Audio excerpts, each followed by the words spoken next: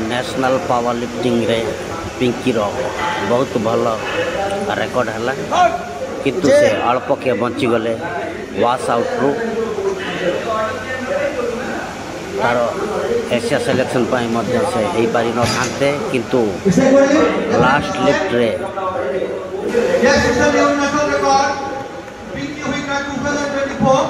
तांके पास करके ए खेल रे सफल होइछंती। स्क्वाड एवं बेंच रे मध्य तांकर दुई दुईटी नेशनल रेकर्ड होइछि।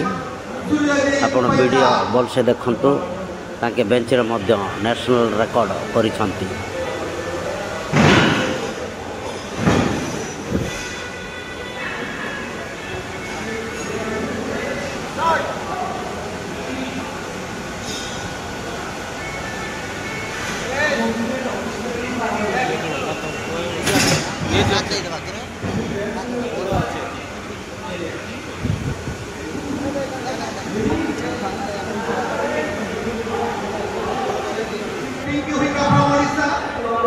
देखु एटा नेशनल रेकर्ड कले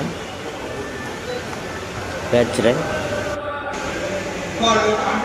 एटा देखु एभलिया ठीक एभलिया डेड लिफ्ट रे दुईटी लिफ्ट न लिफ्ट है जदि तीन टा लिफ्ट न लिफ्ट हेले से खेल वाश आउट ही थांते किंतु भाग्य बसते